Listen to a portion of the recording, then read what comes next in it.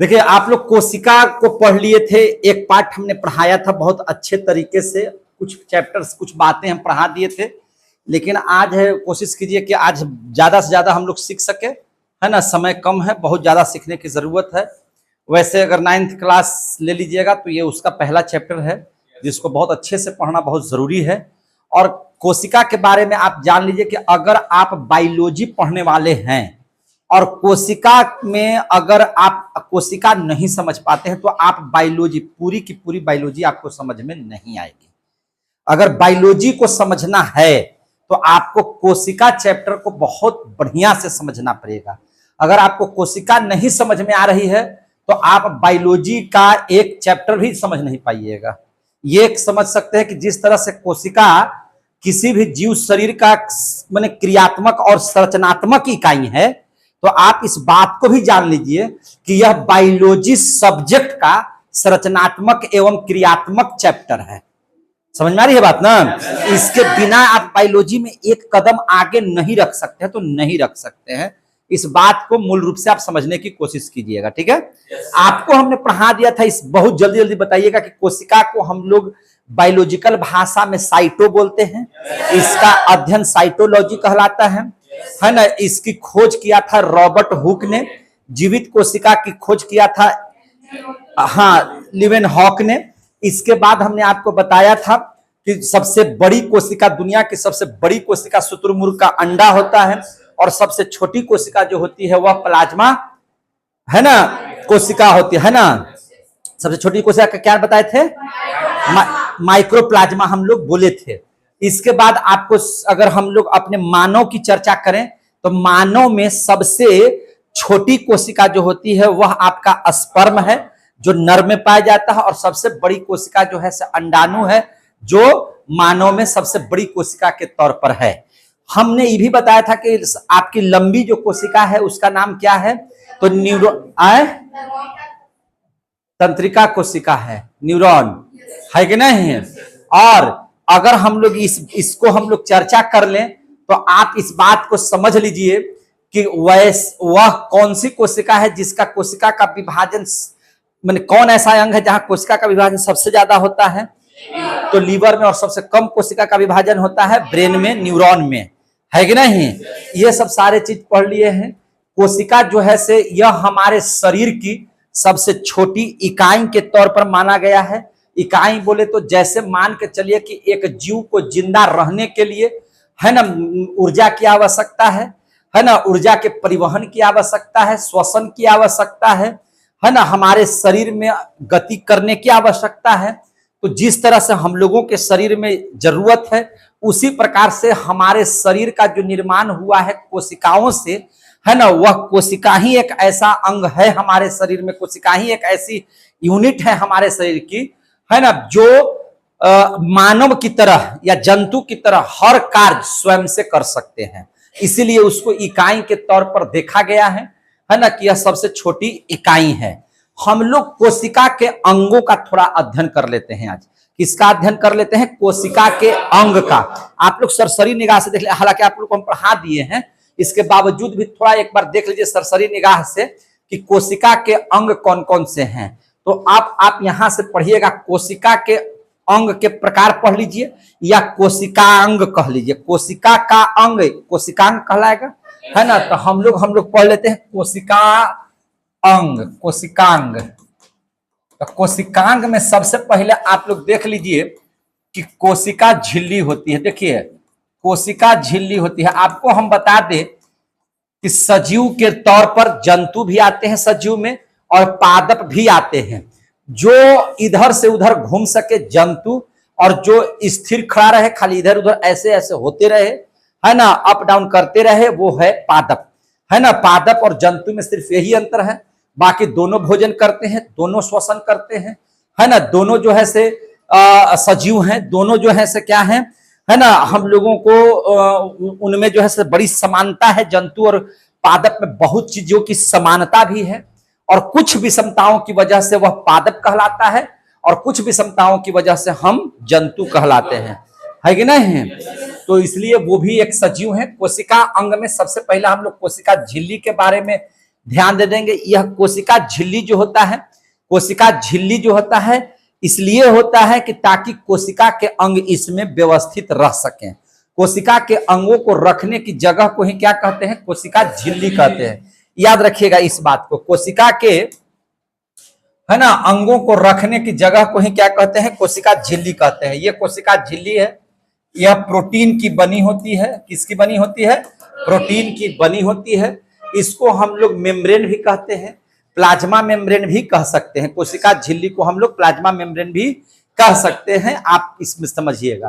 तो ये सबसे बड़ी बात है कि ये जंतु में भी पाए जाते हैं, जंतु के भी में भाई पाए जाते हैं और पादप में भी पाए जाते हैं। चूंकि इसलिए पाया जाना इनका अनिवार्य है क्योंकि इसी के अंदर में कोशिका के अंग रहते हैं। बात खत्म हो गई है कि नहीं?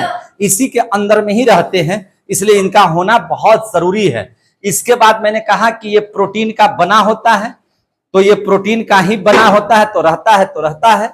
प्रोटीन का बना होता है, लिख देते हैं कि प्रोटीन का बना होता है, प्रोटीन का बना होता है, ये लिख दीजिए। और ये जो कोशिका झिल्ली होती है, कोशिका के टोटल अंग इसी में रहते हैं। कोशिका के सभी अंग इसी में रहते हैं। कोशिका के सभी अंग इसी में रहते हैं, अंग इसी में रहते हैं। याद रहेगा। अब इसके बाद जो दूसरा अंग है इसका नाम है कोशिका भित्ति। क्या कहते हैं? कोशिका भित्ति। कोशिका भित्ति जो है ना, कोशिका भित्ति बने होता है, अंग्रेजी में कहेंगे सेल वाल। क्या कहेंगे इसको? Cell wall. अंग्रेजी की बात करेंगे तो इसका नाम है सेल वाल, कोशिका भित्ति। कोशिका भित्ति जो होता है, तो कोशिका का जो ये पार्ट है, यहां से ध्यान से समझिएगा, कोशिका का जो ये आवरण है, कोशिका जो झिल्ली है, झिल्ली के चारों तरफ है ना, इसको मजबूती प्रदान करने के लिए एक आवरण बना हुआ रहता है। इसी चीज को हम लोग क्या कहते हैं? कोशिका भित्ति कहते हैं। यह इसलिए होता है ताकि कोशिकाएं मजबूत हों और उसके अंग बहुत आसानी से उसमें सुरक्षित रह सके, है ना। चूंकि ये जैसे फटेगा इनके अंग खराब हो जाएंगे, है कि नहीं? इसलिए कोशिका के अंगों को बहुत अच्छे तरीकों से है ना माने मजबूती प्रदान करने के लिए उसमें भित्ति की आवश्यकता होती है। और यह भित्ति जहां लग गया, कोशिका की भित्ति की आवश्यकता जंतुओं को नहीं होती है। जंतुओं में इतने अंग मजबूत होने की जरूरत नहीं है कि उनको अलग से एक आवरण की जरूरत हो। जैसे आप सपोज कीजिए कि जैसे आपको 250 ग्राम, 300 ग्राम, आधा किलो, 700 ग्राम, 1 किलो अगर आप कोई साग सब्जी खरीदते हैं मार्केट से, तो एक पॉलिथीन में आप उसको आसानी से ले लेते हैं। लेकिन वही 2.5 किलो या 5 किलो आप आलू खरीद लीजिएगा तो आपको शंका लगा हुआ रहेगा कि ऐसा ना कि एक पॉलिथीन में ले जा रहा है फट के गिर जाए, तो आप जो है से डबल कर लेते हैं उसको। क्या कर लेते हैं? डबल, ताकि आप आसानी से इसको घर तक ले जा सके, है ना, फटने का डर न रहे। तो आप देख लीजिए जंतु और पादप में स्थिति समझ लीजिए कि पेड़ पौधे हमसे हर चीज में बड़े हैं, है कि नहीं? वजन हो, लंबाई हो, चौड़ाई हो, वो जंतुओं से बड़े हैं। तो अगर जंतु से बड़े हैं तो उनकी कोशिकाएं हमसे बड़ी होंगी, कोशिका के जो अंग होंगे वो हमसे बड़े होंगे, तो निश्चित तौर पर उनके अंग चूंकि बड़े हैं इसीलिए उनको ज्यादा अंगों को संभालने के लिए मजबूती की जरूरत होती है। इसीलिए हम एक एक बात क्लियर कर रहे हैं, इसको ध्यान समझिएगा, ताकि उनके कोशिका के अंग बिखर न जाए, है ना। उनके अंग, हमारी ध्यान दीजिएगा, टुकुर टुकुर खाली ताक रहे हैं कि हम समझ रहे हैं कि हमरे दिन देख रहा है। अब ध्यान है वहां पर गाना पर, है कि नहीं? मुबारक हो तुझको ये शादी तुम्हारी, सदा खुश रहो जीवन है तुम्हारी, है कि नहीं? यही सब गाना बजा बजा करके आधा जो है विद्यार्थी को पागल बनाने का काम ये सब गाना वाला कर दिया है कि नहीं? उसमें जो है इस सब पर ध्यान मत दीजिए। वहां की आवाज, बगल में शादी है इसलिए गाना बज रहा है। आपका गाना हम हैं, हमारी गाना सुनिए आप लोग जो हम गा रहे हैं, है कि नहीं? और मेरा गाना है कोशिका, है कि नहीं? मेरा एल्बम का नाम है आज कोशिका, है कि नहीं? इसका अंग का चैप्टर जो है, अंग का जो टॉपिक है, यह जो है से अंतरा है मेरा, तो इसको समझने का प्रयास कीजिए। तो सेल वाल के बारे में समझ लिए कि काहे सेल वाल की जरूरत है, तो अंगों को मजबूती प्रदान करने के लिए, है ना। चूंकि हमसे ज्यादा अंग, हमसे ज्यादा अंग नहीं, हमसे ज्यादा मात्रा में बड़े अंग पादप में पाए जाते हैं और उनकी कोशिका अगर मजबूत नहीं होगी, उनका झोला अगर मजबूत नहीं होगा तो उनके अंग गिर जाएंगे। इससे सुरक्षा करने के लिए ये पादप में पाए जाते हैं। क्या सर ये जंतु में भी पाए जाते हैं? तो नहीं, जंतु में कोशिका भित्ति नहीं पाए। क्वेश्चन ये आया हुआ है, याद रखिएगा। क्या कोशिका भित्ति कहां पाई जाती है, जंतु में या पादप में? तो आप अगर कंसेप्ट क्लियर है तो आप लिखिएगा कि पादप में है कि नहीं है, जंतु में नहीं पाया जाता है। और ये जो बाहरी आवरण है बना किस चीज से है? तो यह सेलुलोज से बना है। किससे बना है? सेलुलोज से। किससे बना है? सेलुलोज से, है कि नहीं? सेलुलोज क्या है? अरे भैया पेड़ पौधों का जो बाहरी छाल देखे हैं ना, वो सेलुलोज है कि नहीं? आपका जो कागज जो बनता है सेलुलोज है ना? इसलिए जानवर इसको खा जाता है। जिस कपड़े का निर्माण पेड़ पौधों से होता है उसको भी खा जाता है। तो आप लोग बता जाते हैं कि गाय जो है खा गया कपड़ा, खा गया क्या हो जाएगा? सेलुलोज खा गया, पेड़ पौधा नहीं खाता क्या? वो लोग घास खाता है कि नहीं खाता है? तो खा ही जाएगा, तो क्या दिक्कत है? तो पादप और बना किससे होता है? सेलुलोज का। इसका काम क्या है? सुरक्षा प्रदान करना। क्या करना? सुरक्षा प्रदान करना। क्लियर हो गए? 2 अंग आपने पढ़ लिया, अब तीसरा अंग पढ़ लीजिए। अब अंग में चलते हैं। अब इसके अंदर जो अंग पाए जाते हैं उस पर अध्ययन करते हैं। तो आप समझ लीजिए, कोशिका में ऊर्जा जो बनाता है उसको हम लोग माइटोकॉन्ड्रिया बोलते हैं। क्या बोलते हैं? माइटोकॉन्ड्रिया। तो कोशिका का पहला अंग हो गया माइटोकॉन्ड्रिया। माइटोकॉन्ड्रिया जिसको हमने एम से सूचित किया है। क्या चीज से सूचित किया है? एम से। इसकी खोज किया था अल्टमैन ने। किसने खोज किया था? अल्टमैन ने। समझे कि नहीं? अल्टमैन ने इसके बारे में सबसे पहले बताया था। आप जब श्वसन करते हैं तो श्वसन क्रिया में होता क्या है कि वहां हीमोग्लोबिन जो है से ऑक्सीजन को कोशिका में पहुंचा देता है। बात समझ में आ रही है? आप जैसे ही ऑक्सीजन लेते हैं तो आपको तो बतेबे ना कि फेफड़ा के पास एकदम हीमोग्लोबिन खड़ा है झोला लेके, आओ आओ ऑक्सीजन आओ आओ आओ आओ, है ना? उसको लिया और वह कहां तक जाता है? प्रत्येक कोशिका तक, है ना? वह हीमोग्लोबिन टांग करके श्वसन को कहां ले जाता है? ऑक्सीजन को कहां ले जाता है? प्रत्येक कोशिका तक। श्वसन जब चैप्टर पढ़िएगा तब फेफड़ा के पास जो है हीमोग्लोबिन जो ब्लड में पाया जाता है उसका यही काम है कि जो आप सांस लेते हैं उसमें से ऑक्सीजन को टान करके प्रत्येक कोशिका तक पहुंचाना और वहां से कार्बन डाइऑक्साइड को ले आकर के वापस फिर से दे देना। और यह क्रिया इतना तीव्र गति से होती है जिसका अंदाजा आप नहीं लगा सकते हैं, है कि नहीं? तो ये समझ लीजिए कि आप जो हैं जब वह श्वसन की क्रिया, सुनिए ध्यान से, हीमोग्लोबिन जब श्वसन क्रिया के दरमियान ऑक्सीजन को वहां ले जाता है कोशिका के अंदर में, तो वहां मौजूद है माइटोकॉन्ड्रिया। वहां पर मौजूद क्या है? माइटोकॉन्ड्रिया। माइटोकॉन्ड्रिया ऑक्सीजन ले करके वह उस ऑक्सीजन को एक चक्र की तरह इस्तेमाल करने लगता है। क्या करने लगता है? इस्तेमाल। और इसके बारे में सबसे पहला बताया था उस वैज्ञानिक का नाम था क्रेब्स। तो इसीलिए इस श्वसन क्रिया के बारे में, माइटोकॉन्ड्रिया के अंदर होने वाले हलचल के बारे में जो बताया, तो इसीलिए उसका नाम हो गया क्रेब्स साइकिल। क्या हो गया नाम? Krebs cycle. तो श्वसन क्रिया के दौरान क्रेब्स साइकिल का निर्माण होता है। क्रेब्स साइकिल का मतलब होता है कि क्रेब्स नामक वैज्ञानिक ने बताया कि एक चक्र की तरह वह वहां पे चलना शुरू कर देता है, जिसकी वजह से, है ना, वहां एटीपी का निर्माण होना शुरू हो जाता है। क्या चीज का निर्माण होना शुरू हो जाता है? एटीपी का निर्माण होना शुरू हो जाता है। जैसे ही आप श्वसन की क्रिया कीजिएगा, है ना, क्रेब्स साइकिल चलना शुरू हो जाएगा, क्रेब्स चक्र शुरू हो जाएगा। और क्रेब्स चक्र जो है इससे क्या हो जाएगा? एटीपी का निर्माण होगा। एटीपी का निर्माण होगा और आपको पता होना चाहिए कि जब 38 एटीपी आपस में मिल जाएंगे तो एक ग्लूकोज का निर्माण होगा। एक क्या चीज का निर्माण होगा? ग्लूकोज का। ग्लूकोज ही हमारे शरीर के अंदर में ऊर्जा की इकाई है, समझे कि नहीं? तो वह एक इकाई के तौर पर हमको ग्लूकोज प्रदान करता है। और ग्लूकोज का मतलब हो गया कि हमारे शरीर में ऊर्जा की प्राप्ति हो गई। क्या चीज की प्राप्ति हो गई? ऊर्जा की प्राप्ति हो गई, जिसको आप कहते हैं पावर। जिसको क्या कहते हैं? पावर। तो इसलिए आप समझ लीजिए कि कोशिका का जो है से माइटोकॉन्ड्रिया जो है से ऊर्जा घर है ना? यह क्या है? ऊर्जा घर है। माइटोकॉन्ड्रिया को पावर हाउस बोला जाता है कोशिका का। क्या कहा जाता है? Power house. आप जो ऊर्जा लेकर के यहाँ पर बैठे हुए हैं, दौड़ने की ऊर्जा है आपके शरीर के अंदर में, चलने की ऊर्जा है, खाने की ऊर्जा है, नाचने की ऊर्जा है, गाने की ऊर्जा जो है आपको मिल रही है, वह कैसे मिल रही है? तो आपके कोशिका के अंदर में जो माइटोकॉन्ड्रिया है वही आपको ऊर्जा दे रही है। वही आपको क्या दे रही है? ऊर्जा। और यह ऊर्जा कैसे बनती है? तो आप जो सांस लेते हैं ना, तो वह सांस में जो ऑक्सीजन है ना, उस ऑक्सीजन की वजह से, उस ऑक्सीजन की वजह से यह क्रिया हो रही है। तो आपसे क्वेश्चन आएगा कि पावर हाउस किसे कहा जाता है? कोशिका के किस अंग को ऊर्जा गृह कहते हैं? तो क्या बताइएगा? माइटोकॉन्ड्रिया को। आपके शरीर में जो स्पर्म होते हैं, तो स्पर्म में दो चीज होता है, एगो हेड एगो टेल। एगो क्या होता है? हेड और एक ठो टेल।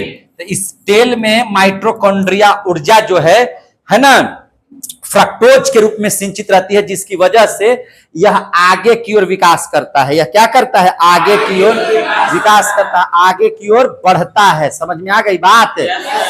तो यह माइटोकॉन्ड्रिया के बारे में आप लोग समझ लिए। अब देख लीजिए, इसके बाद जो अगला अंग है, जिसको हम लोग क्या बोलते हैं? Golgi body. क्या बोलते हैं? Golgi body. याद रखिएगा, क्या बोलते हैं? गोल्जी काय। क्या बोलते हैं? गोल्जी काय। और बॉडी माने शरीर, बॉडी माने काया, काया माने शरीर, है कि नहीं? काया, काया माने क्या होता है? शरीर। तो इसलिए इसको गोल्जी काय कहते हैं। काय, काय माने शरीर होता है। क्या होता है? शरीर। इसलिए पकाइएगा नहीं कि सर काय मीन्स क्या? काय माने बॉडी, है कि नहीं? पहले हमारी दादी जो थी से बड़ी गाड़ी देती थी, तो यही कहते थे, कायवा में घून लग जातो, मैंने शरीरिया में घून लग जातो। तो काया माने बॉडी, ठीक है? है कि नहीं? आजो जो है से दर्द हाथ में सुनिएगा तो कैवे में घून लगाने वाला गरिया ज्यादा देता है, हथवा उलार उलार के, है कि नहीं?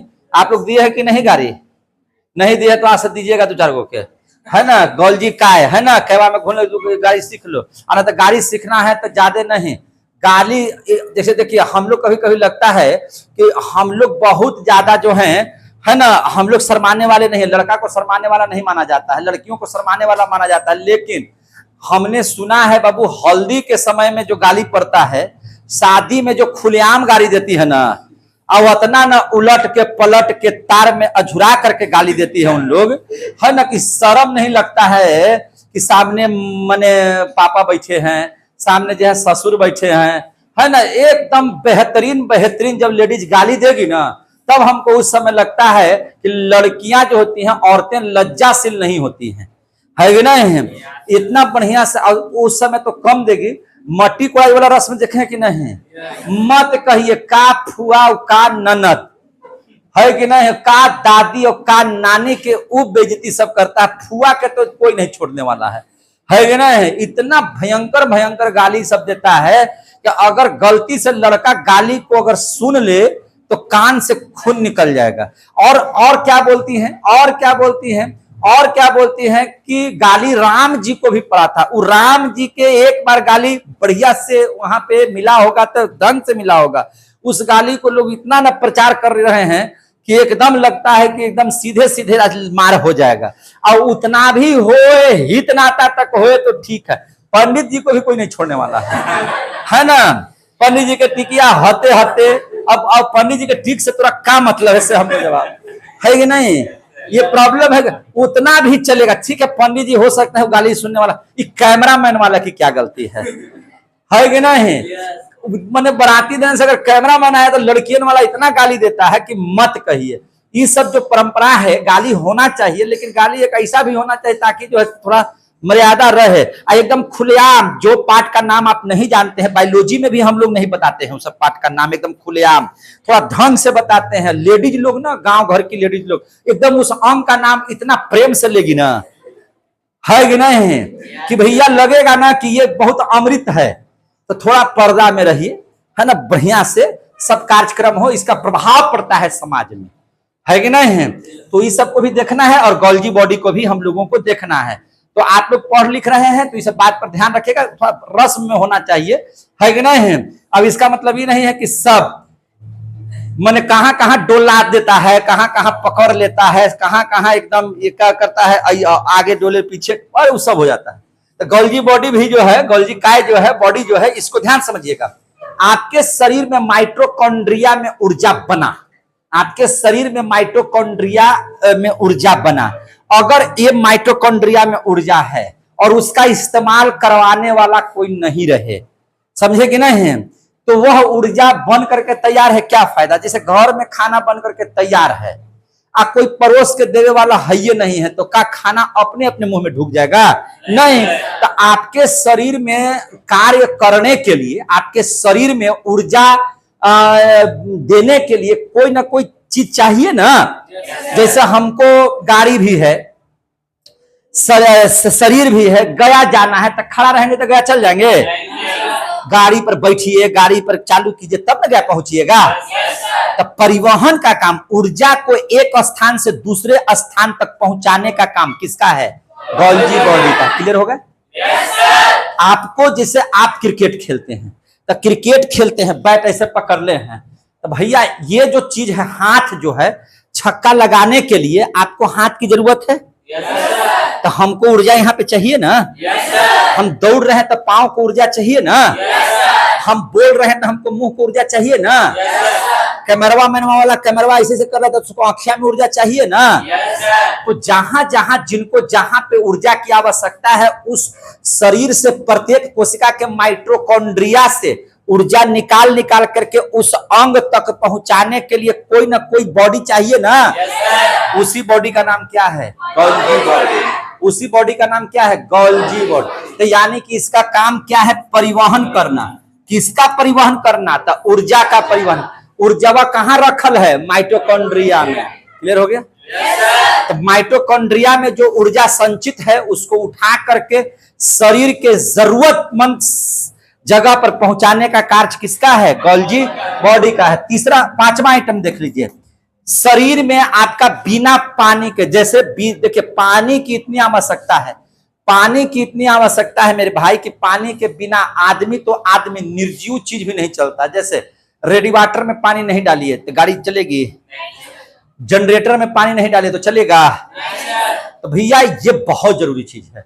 ये आपको बता दें कि पानी आपके लाइफ का हवा के बाद सबसे महत्वपूर्ण चीज आपके बॉडी का है तो पानी है ना। और आपके शरीर में पूरे वजन का 65% पानी है। कितना है पानी? 65%। तो सर इतना ही सुनइए पेट बात ना, 65 किलो कहां से? 100 किलो के अगर हम हैं तो 65 किलो पानी हम पी ले हैं? नहीं भैया, ये जो कोशिका है, जो बहुत सारी कोशिकाएं जो हैं आपके शरीर में, असंख्य कोशिकाएं हैं, गिन नहीं पाइएगा कि कितना कोशिका है से। और उन सारी कोशिकाओं में एक जगह है जिसका नाम है वैकुल्स। क्या नाम है? वैकुल्स, जिसको हिंदी में बोलते हैं रसधानी। क्या बोलते हैं? रसधानी। रसधानी को कहा जाता है वैकुल्स। देखिए, हम जहां स्पेलिंग गड़बड़ाइए तहां डॉक्टरी भाषा का इस्तेमाल कीजिए, ठीक है? जैसे अभी कर दिए डॉक्टरी भाषा का इस्तेमाल किए ना, तो बस चलाक आदमी यही करता है। अब बुड़बक आदमी साफ साफ लिखेगा VOCULES, का गलती हो गया था, VO की जगह पे VA रहेगा, तक करेंगे, है कि नहीं? तो भैया आप इसको ए भी पढ़ सकते हैं, ओ भी पढ़ सकते हैं, आप देख लीजिए। उसके बाद जो मीनिंग सही लगे वही लिखा हुआ है यहाँ पे, समझे कि नहीं? तो इसको क्या बोलते हैं? वैकुल्स। क्या बोलते हैं? वैकुल्स। वैकुल्स मीन्स क्या होता है? रसधानी। क्या होता है? रसधानी। देखिए रसधानी, और रसधानी में कोशिका के अंदर में जो पानी होता है वो रहता है, पानी रहता है उसमें। कितना क्या रहता है? पानी। और जल की मात्रा कितनी होती है? तो 65%। कितना प्रतिशत? 65% रहती है। क्लियर हो गया? आप पढ़ लिए 1, 2, 3, 4, 5 अंक के बारे में। कितने अंक के बारे में? 5। तो माइटोकॉन्ड्रिया, गोल्जी का और वैकुल्स। क्लियर हो गया? अब हम बोर्ड बदल लेते हैं। मोबाइल क्लासों में फोन आ रहा था, क्लास में प्रधानमंत्री हैं, तो उतना बाद में उसको उतना देरी ऑफ कर लीजिए। जैसे मोबाइल का इस्तेमाल उतना, देखिए हम लोगों को आवश्यकता से अत्यधिक मोबाइल करने की वजह से आप पढ़ाई से विच्छुत हो जा रहे हैं, समझे कि नहीं? जैसे आप देखने जाते हैं मेरा वीडियो, अब मेरा वीडियो तो देखने के बहाना से मोबाइल लेते जरूर हैं, लेकिन देखते कोई वीडियो नहीं है। देखना चाहिए कुछ हो, दिखाई देता है कुछ हो। है ना। स्थिति ये है कि मौका एक बार तो पहली बार मिला है, कैसे मिला, तो बिट्टू सर का आज वीडियो आया है, थोड़ा देखना है। उसके नाम पर लिए और देख क्या रहे हैं, छने छने बदले तोहरो मिजाज रजा जी, है ना। हाँ तो वो मत देखा कि करा के यस सर, आओ करा के यस सर, जी सर, सही बात है। बेचारा ये भोला भाला लड़का है, सच्चाई बोलता है, 12 क्लास में पढ़ता है ना, हो सच्चाई बोल रहा है क्या जी। हाँ यस सर, बिल्कुल सही। भगवान तो दिन दुना रात चौगुना तुम्हारे सोच बढ़ाते रहे इसे ही। समझिए, माइटोकॉन्ड्रिया पढ़ लिए, गोल्जी बॉडी पढ़ लिए, वाइकुल्स के बारे में पढ़ लीजिए, पढ़ लिया आप लोग। इसके बाद देखिए बहुत इंपॉर्टेंट एक अंग है कोशिका के अंदर में, जिसको कहते हैं सेंट्रोसोम। क्या कहते हैं, सेंट्रोसोम। हिंदी की अगर बात कीजिएगा तो इसका नाम है, पांचवा न था जी, तारक काय। तारक काय, जिसको तारक काय बोला जाता है, क्या बोला जाता है, तारक। तो ठीक लिखे है ना, तारक। सेंट्रोसोम नहीं हो ठीक लिखा तो समझ लीजिए, सेंट्रोसोम। देखिए सेंट्रोसोम इसके अंदर में पाया जाता है। एक और अंग है जो सेंट्रोसोम है, क्या है, सेंट्रोसोम। इसकी खोज किया था वो बोबरी ने। किसने किया था, बोबरी ने। बोबरी इसका खोजकर्ता माना जाता है, और एक वैज्ञानिक है उनका नाम आता है। इसका मुख्य काम है कोशिका का विभाजन करना, कोशिका का विभाजन करना। देखिए कोशिका विभाजन का मतलब क्या है, एक बात और आपको हम बता देते हैं। जिस जीव की शरीर जितनी बड़ी होगी उसका मतलब है कि उसमें कोशिका की मात्रा उतनी ज्यादा है। अगर आप 30 किलो के हैं, ये जो है से है 70 किलो के, तो आप जान लीजिए कि आपसे ज्यादा कोशिका इसके शरीर में है। समझ में आ रही है बात। जिसका शरीर है ना जितना लंबा चौड़ा होगा उसमें कोशिकाओं की संख्या उतनी ज्यादा होगी। क्लियर हो रहे हैं ये बात से, सीधा बैठो ना। हाँ, उसमें उतना ही ज्यादा कोशिका होगी। तो याद रखिएगा कोशिकाओं की संख्या तक हमारे शरीर में, आप इतना ही बड़ा थोड़ा ही जन्मे थे। अरे भैया आप जब जन्म लिए होंगे, आप जब जन्म लिए होंगे मेरे भाई, तो पहले एकदम नन्हे चाके होंगे।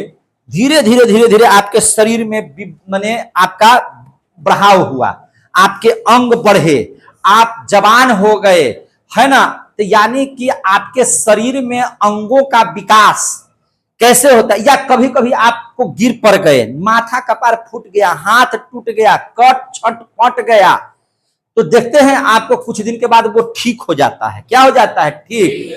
तो ठीक जब हो जाता है तो यह किसकी वजह से होता है, सेल डिवीजन की वजह से। किसकी वजह से होता है, सेल डिवीजन की, कोशिका विभाजन की वजह से। आपके शरीर का विकास कैसे होता है, कोशिका विभाजन से, है नहीं, है कि नहीं। तो कोशिका विभाजन आपके शरीर में अगर नहीं होगा ना, तो आप जो है से विकास नहीं कर सकते हैं। आपका टूटा फूटा अंग सही नहीं हो सकता है, कटा छटा शरीर सही नहीं हो सकता है। इसलिए शरीर में कोशिका विभाजन जरूरी है। कोशिका विभाजन का मतलब क्या, कोशिकाएं टूटती हैं और पुनः 2 नए कोशिका का निर्माण करती है। एक कोशिका टूटती है तो 2 नए कोशिका का निर्माण होता है, वो 2 टूटेगा तो 4 नए कोशिका का निर्माण होगा। और ये सब कोशिकाएं आपके शरीर के अंग को सुरक्षित रखती हैं, आपके शरीर के अंग का निर्माण करती हैं। इसलिए सेंट्रोसोम का होना आपके शरीर में कोशिका के अंदर बहुत जरूरी है। ये कोशिका क्षतिग्रस्त न हो, है ना, कोशिकाएं नई नई बनती रहे, इसके लिए सेंट्रोसोम की आवश्यकता होती है। सबसे ज्यादा कोशिका का विभाजन आपके शरीर में लीवर है। लीवर एक अंग है ना, जिगर है ना। देखिए दिल यहां है, दिल यहां है, समझिए। पहले कंसेप्ट नहीं समझते हैं, है ना, गाना सुनते हैं लेकिन कंसेप्ट नहीं है। दिल, जिगर और नजर यहां, बात समझ आ रही है ना। फिर समझिए दिल कहां, ई पट्टी की पट्टी। अभी समझ में आया कि दिल किधर है भैया, आपका जो बायां साइड है यही दिल रहता है यहाँ। ये मत कहिए, कह दीजिएगा दिल इधर रहता है, बाएं साइड में धड़कता है 72 बार 1 मिनट में, आपको याद करता है कि ना। 72 बार वो याद आपको नहीं करता है, वो ब्लड का पंपिंग करता है, तो आपको लगता है कि धक धक कर रहा है, तेरे लिए धड़क रहा है। नहीं, गलत बात बिल्कुल बर्दाश्त नहीं होगा, है कि नहीं? 1 मिनट में 72 बार धड़कने का मतलब समझते हैं? फक से एक बार में करेगा ना, तब 70 ml ब्लड को क्या कर देता है, शुद्ध करके निकालता है। अब 72 बार का मतलब क्या है? लगभग 5 लीटर ब्लड को शुद्ध करके निकाल देता है। हर एक मिनट आपका ब्लड शुद्ध होकर के निकलता है और सब जगह जाता है। जब हार्ट पढ़ाएंगे तो फिर से पढ़ा देंगे उसमें, समझे कि नहीं है? 1 मिनट में 72 बार का मतलब है कि आपका 5 लीटर ब्लड 1 मिनट में शुद्ध होते रहता है। 5 लीटर शुद्ध होते रहता है। जितना जल्दी शुद्ध होता है उतना जल्दी कार्बन डाइऑक्साइड भरता है उसमें, और कार्बन डाइऑक्साइड भर गया यानी क्या, शुद्ध हो गया। ऑक्सीजन है तो शुद्ध हो गया, है कि नहीं? यह पूरी प्रक्रिया आप लोग पढ़े हैं कि नहीं पढ़े हैं? तो ये जो होता है लीवर में, यहाँ पे लीवर है, यहाँ पे कोशिका का डिवीजन सबसे ज्यादा होता है। तो कोशिका का डिवीजन अगर सबसे ज्यादा होगा तो कभी कभी अगर आपका जिगर पर चोट लग जाएगा, लीवर पर चोट लग जाएगा ना, तो वह जल्दी ठीक हो जाएगा, है ना? कभी कभी आघात इधर हो जाएगा तो आपको टेंशन नहीं, जल्दी ठीक हो जाएगा। लेकिन आपके शरीर में सबसे कम कोशिका का विभाजन न्यूरॉन में होता है, ब्रेन में। कहां? ब्रेन में। जैसे देखिए लीवर में आपका जो है, लीवर में सबसे ज्यादा कोशिका का विभाजन होता है, वहीं ब्रेन में जो न्यूरॉन पाए जाते हैं वहां पर कोशिका का विभाजन नहीं होता है, कोशिका का विभाजन नहीं होता है। तो अब आपको हम एक बात बताए हैं कि आंख पूरा खोलो, कोशिका का विभाजन नहीं होता है, इसका मतलब क्या है कि वहां पर अगर आपके शरीर में चोट लग जाएगा, ब्रेन वगैरह इस सब में चोट अगर लग जाएगा, तो वह जल्दी ब्रेन का माने न्यूरॉन ठीक आपका नहीं होगा, जिसकी वजह से आपके ब्रेन में चोट जब लगेगा तो आपका ब्रेन डैमेज कर जाएगा, समझे कि नहीं? तो इसीलिए ब्रेन में जो है हम लोगों को एकदम सख्त नियम है कि आप जो है से हेलमेट का इस्तेमाल कीजिए, ताकि आप गिरे भी तो ब्रेन के अंदर में जो न्यूरॉन्स हैं आपके, उसमें चोट वगैरह नहीं लगे। ब्रेन में चूंकि न्यूरॉन पाए जाते हैं और न्यूरॉन का अध्ययन न्यूरोलॉजी कहलाता है, और इसके डॉक्टर को न्यूरोलॉजिस्ट कहते हैं, समझे कि नहीं है? और वहां पर कोशिका का विभाजन नहीं होता है, समझे कि नहीं? जिसकी वजह से आपको मोटरसाइकिल पर बैठने वक्त, है ना, आपको हेलमेट दिया जाता है। बिना, देखिए आपको अगर 1 किलोमीटर भी चलना होगा ना, तो बिना लगाए हुए मत चलिएगा भैया, है ना? एक्सीडेंट दूर डेक पर भी हो सकता है कि नहीं है? याद रखिएगा। एक गाड़ी हम लोग गोह में है ना, परसों या तरसों की घटना है, कैथी मोड़ पर ऐसा गाड़ी टकराया था, एक आदमी मरा है ना, कि क्या बताए, चिथड़ा उड़ गया था, और उसका सीट बेल्ट नहीं लगाए जाने की वजह से उसका जो बैलून है गाड़ी का, है ना, उसको क्या बोलते हैं, एयर बैग, हाँ वही बैलून, वहां वो खुलवे नहीं किया। अगर वो एयर बैग खुल गया होता तो वो व्यक्ति बच जाता है कि नहीं? लेकिन आपको तो रंगदार बनना है, क्योंकि बेल्टवा लगाने पर लगता है कि कोई बढ़िया आदमी जा रहा है, समझे कि नहीं? अब बेल्टवा न बांधता है तो लगता है कि कोई रंगदार जा रहा है, समझे कि नहीं? चल गया ऊपर में। बताइए उस व्यक्ति के पीछे जितने लोग आश्रित है उन पर क्या गुजर रही है, जरा पूछ करके देखिए। अगर वो सीट बेल्ट पहना होता तो जान बच जाती है, हेलमेट पहना होता तो शायद जान हम लोगों की बच जाती, अफसोस नहीं करना पड़ता।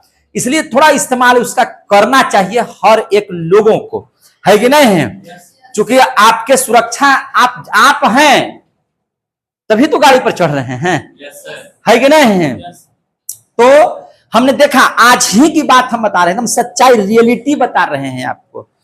पेट्रोल पंप पर हम पेट्रोल लेने, डीजल लेने गए थे अपने स्कॉर्पियो के लिए, तो वहां से आते हुए देख रहे पुंदौल के पास एक आदमी है, अपना कान में लगा करके गाना सुन रहा है, और सुनते सुनते वह इतना झूमने लगा कि दोनों मोटरसाइकिल का हाथ छोड़ दिया और खूब बढ़िया से डांस करते हुए अकेले जा रहा है। हम झूठ नहीं बोलते हैं, आपको बताते हैं, क्योंकि 1-2 और आदमी थे मेरे पास बैठे हुए। हम बताइए, इसने लड़का ना एक्सीडेंट करता है, तो पूछा कि सर इसको क्या हो गया? हम कहे कि देखिए जा रहा है बाराती, आज जाना होगा इसको, जा रहा है, इसकी शादी भी नहीं हुई, हम आपको बता रहे हैं, जा रहा है अपने भैया के ससुरारी, और वहां इसको बात होता है किसी से, इतना ना खुश है कि हाथ छोड़ के चला रहा है। समझे कि नहीं है? जैसे ये वही कारण हो सकता, दूसरा कोई कारण नहीं है ना? आप कभी इतना खुश होकर के पढ़ने गए हैं? नहीं। पढ़ने के नाम पर तो नींद में नहीं खुलता है, सबसे बड़ी बात है कि नहीं? तो ये याद रखिएगा। तो ब्रेन में जो है आपका कोशिका का विभाजन नहीं होता है।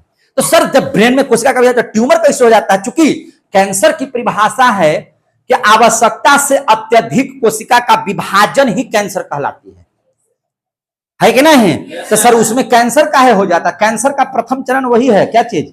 ट्यूमर, है कि नहीं है? होता क्या है कि ब्रेन जो है, ब्रेन में जो नसें हैं हमारी, ब्रेन में दो चीज पाए जाते हैं, एक न्यूरॉन और एक गिलियल सेल।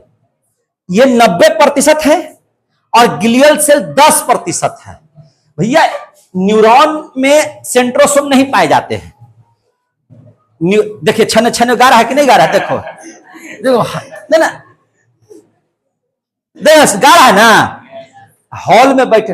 अब जिसकी शादी हो रही है वो भी मेरा ही स्टूडेंट है, जिसे सदिया हो रही है वो भी मेरा ही स्टूडेंट है कि नहीं? अब देखिए छने छने बदले मिजाज, गाना इतना टॉप लेवल का है, अच्छा गाना है। ये सबसे बड़ी बात है, भोजपुरी का एक गाना बढ़िया नहीं है, कुछ ही गाने अच्छे हैं, सब गाने अच्छे नहीं हैं। अब वजह क्या होता है कि अगर भोजपुरी में अश्लील नहीं गाया जाएगा, है कि नहीं, चलेगा ही नहीं, है कि नहीं? उस पर डांस होगा कैसे? कमर थिरकेगा कैसे? है कि नहीं?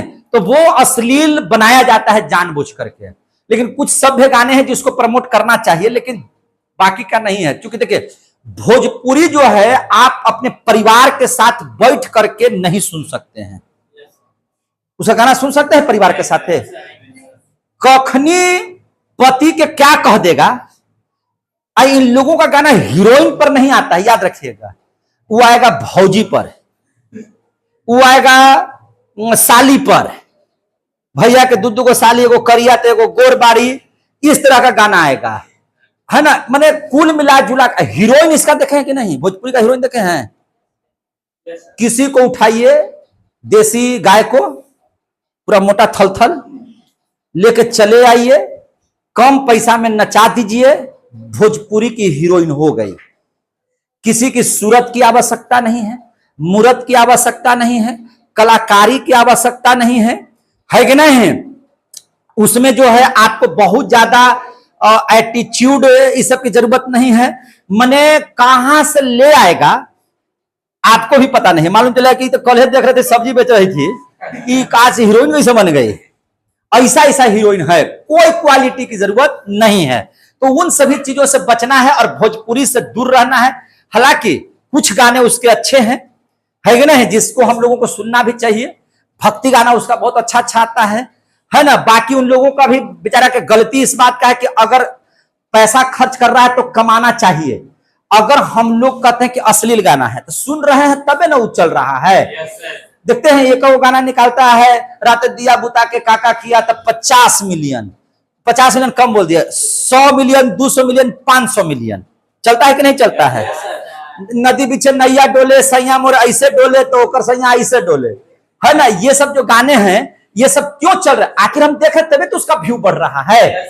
तो गलती उसकी भी नहीं है, हम देखते हैं तो उसका व्यू जाता है, उसको पैसा मिलता है। उसको क्या मिलता है? पैसा, समझे कि नहीं? तो वो अपना धंधा कर रहा है। हम लोग जो है अपने मजे के लिए कान में लगा करके सुनते हैं, है कि नहीं? अपनी बहन तो सबकी बहन होना चाहिए और दूसरे की बहन, है ना, वो मजा लेने की वस्तु होनी चाहिए। तो हम लोगों का सोच है, इस सोच को बदलना होगा, है ना। सबकी माँ बहन अपनी माँ बहन की तरह है ना। उसका आदर होना चाहिए, सम्मान होना चाहिए। और भारत नारियों के सम्मान के लिए जाना जाता है, बेटियों के सम्मान के लिए जाना जाता है। बनने की जरूरत है क्या चीज? कर्नल सुफिया कुरैशी, है कि नहीं? बनने की जरूरत है योमिका सिंह, बनने की जरूरत नहीं है डिंपल सिंह, बनने की जरूरत नहीं है अक्षरा सिंह, है कि नहीं? बनने की जरूरत है योमिका सिंह और कर्नल सुफिया कुरैशी, है कि नहीं? तो ये बनने की जरूरत है। आइए, तो आप लोग इस बात को समझ लिए तो 10% ग्लियल सेल में कोशिका का विभाजन अति आवश्यकता से ज्यादा हो जाता है, जिसकी वजह से वह ट्यूमर हो जाता है।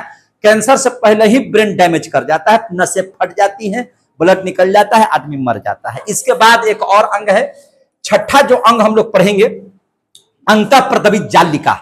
क्या पढ़ लेंगे? अंतःप्रदवी जालिका। समय है, चलिए दे दीजिए। अंतःप्रदवी जालिका, इसको हम लोग अंग्रेजी में कहते हैं एंडोप्लाज्मिक रेटिकुलम। Endoplasmic reticulum. अब देखिए यहां पे ध्यान से, शॉर्ट में कहिए ईआर। क्या कहिए? ईआर। ईआर मतलब एंडोप्लाज्मिक, आर का मतलब रेटिकुलम। आ रहा समझ में? Endoplasmic reticulum. अब देख लीजिए, एंडोप्लाज्मिक रेटिकुलम क्या है? कोशिका एकदम इस तरह से रहे, ये दोनों पार्ट आपस में सटे नहीं, इसके लिए पिलर के समान खड़ा रहता है बीच में। यानी कि यह कोशिकाओं को दो पार्ट में बांट देता है। कितने पार्ट में? दो पार्ट में। एक पार्ट स्मूथ होता है और दूसरा पार्ट रफ होता है। रफ माने खुरदरा। कैसा होता है? खुरदरा। आई खुरदरा इसलिए होता है क्योंकि इसमें पाया जाता है राइबोसोम। और राइबोसोम जो है यह क्या करता है? प्रोटीन का निर्माण करता है। प्रोटीन का निर्माण करता है। यानी कि एंडोप्लाज्मिक रेटिकुलम कोशिकाएं आपस में सट न जाए, जैसे छत फर्श न बन जाए, है ना, इसके बीच में क्या चीज का काम करता है? पिलर का। समझे कि नहीं? यानी कि एक तरह से अगर हम बात करें तो यह आंतरिक कंकाल है। यह कोशिका का क्या है? आंतरिक कंकाल। यानी कि यह सहायता प्रदान करता है अंदरवा में, आंतरिक सहायता प्रदान करता है। क्या करता है? आंतरिक सहायता प्रदान करता है। यह कोशिका को दो पार्ट में बांटता है, एक स्मूथ ईआर और दूसरा रफ ईआर। स्मूथ ईआर कहते हैं, है ना, जो चिकना होता है, चिकन तो स्मूथ, ठीक है ना, और रुखर तो रफ। समझे कि नहीं?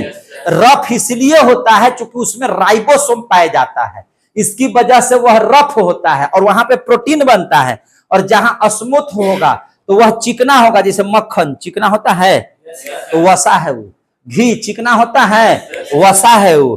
तो स्मूथ का मतलब क्या? इधर वसा का निर्माण, वसा चूंकि चिकना होता है इसलिए चिकना, और उधर खुरदरा है यानी कि प्रोटीन का निर्माण होता है। यही इसका काम है एंडोप्लाज्मिक रेटिकुलम का। इसके बाद हम लोग आगे बढ़ते हैं तो सातवां जो चीज है, कुछ छूट नहीं ना गया हो? राइबोसोम भी पढ़ा देते हैं, ठीक है। तो अब देख लीजिए राइबोसोम। अब क्या देख लेंगे? राइबोसोम। छूट गया तभी में पढ़ा देते हैं। राइबोसोम, तो राइबोसोम जो एक अंग है, इसका खोज किया था प्लाडे ने। किसने किया था? प्लाडे ने। देखिए राइबोसोम के आधार पर ही, राइबोसोम किसके आधार पर? तो सेंडिमेंटेशन कोफिशिएंट के आधार पर। सेंडिमेंटेशन कोफिशिएंट क्या है? तो आप एक गिलास ले लीजिए, उसमें एक बूंद कोई पदार्थ डालिए, दो डाल दीजिए पदार्थ प्रोटीन का। क्या चीज का? प्रोटीन का। जो प्रोटीन तेजी से नीचे गिर जाए वह समझ लीजिए कि 80 सेंडिमेंटेशन कोफिशिएंट का है, और जो थोड़ा कम ये हो स्पीड बनाए वह क्या है? 70, है ना, सेंडिमेंटेशन कोफिशिएंट है ना। तो इस आधार पर जो है जल में जो जल्दी से नीचे की ओर भागना शुरू कर जाए वह जो है से वह एक प्रकार से आकृति के आधार पर, है ना, सेंडिमेंटेशन कोफिशिएंट के आधार पर राइबोसोम किसी भी जीव को दो भागों में बांटता है। एक को कहते हैं प्रोकैरियोटिक और एक को कहते हैं यूकैरियोटिक। और आसानी से समझना है तो समझिए, इसका निर्माण कौन, इसका खोज किसने किया? प्लाडे ने। राइबोसोम का मुख्य काम है आपके शरीर में प्रोटीन का निर्माण करना। किसका निर्माण करना? प्रोटीन का निर्माण करना। प्रोटीन का निर्माण यानी कि प्रोटीन की फैक्ट्री है। यह क्या है? प्रोटीन की फैक्ट्री है। प्रोटीन की फैक्ट्री इसको कहा जाता है। किसको? राइबोसोम को। और ये कहां पाया जाता है? तो कोशिका का एक अंग है, क्योंकि हमारे शरीर में सारा चीज तो कोशिका से ना होगा जी। तो ये है। अब देख लीजिए इसमें सेंडिमेंटेशन कोफिशिएंट के आधार पर, है ना, सेंडिमेंटेशन कोफिशिएंट के आधार पर इसे दो भागों में बांटा जाता है, 70S और 80S। इसको हम लोग कहेंगे प्रोकैरियोटिक। अब यहां पे ध्यान से समझ लीजिए, और इसको क्या कहेंगे, यूकैरियोटिक। ध्यान से समझने का मतलब यह है कि जिस जीव को आप आंखों से देख रहे हैं, यूकैरियोटिक, यू मतलब तुम है कि नहीं? तो तुम आंख से दिखाई दे रहे हो, दिखाई दे रहे हो ना जी? मक्खी आंख से दिखाई दे रहा है ना? मच्छर दिखाई दे रहा है ना? जो आप आंखों से देख सके वो सारे जीव यूकैरियोटिक है। और जिसको तुम देख ही नहीं सको, है ना, वह हो गया प्रोकैरियोटिक। अब समझ में आ गया? विस्तार से इसको पढ़ाएंगे थोड़ी देर के बाद। कब? थोड़ी देर के बाद। तो राइबोसोम हो गया। अब इसके बाद आगे आ जाइए, है ना, नहीं 8 था,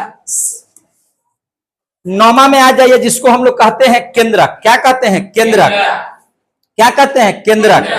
केंद्रक के बारे में समझ लीजिए। अब यहां पे एक चीज और है, देखिए यहां पर इस मैटर को समझिए, देखिए ध्यान से। पहला हम लोग पढ़े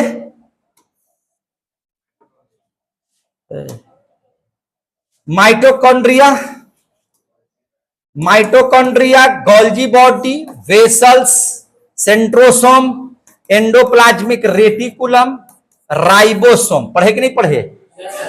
अब एक अगला अंग जो पढ़ रहे हैं जिसको कहते हैं न्यूक्लियस। क्या कहते हैं? न्यूक्लियस। अगला जो कोशिका का अंग है उसको क्या बोला जाता है? न्यूक्लियस। न्यूक्लियस को हिंदी में क्या कहते हैं? केंद्रक। क्या कहते हैं? केंद्रक, है ना, न्यूक्लियस। ध्यान से समझिएगा न्यूक्लियस, केंद्रक के बारे में। केंद्रक के बारे में रॉबर्ट ब्राउन इसे खोज करता थे। कौन? Robert brown. रॉबर्ट ब्राउन, याद रखिएगा। चलिए केंद्रक। केंद्रक जो है ना, आप कह सकते हैं कि जिस तरह से मानव में ब्रेन का जो काम है, मानव में जो ब्रेन का काम है, आपके पूरे बॉडी को कंट्रोल करना, पूरे बॉडी को क्या करना? कंट्रोल करना। बात समझ आ रही है? उसी तरह से पूरे कोशिका में भी एक ब्रेन का काम करता है जिसका नाम है न्यूक्लियस। क्या नाम है उसका? न्यूक्लियस। सर इसको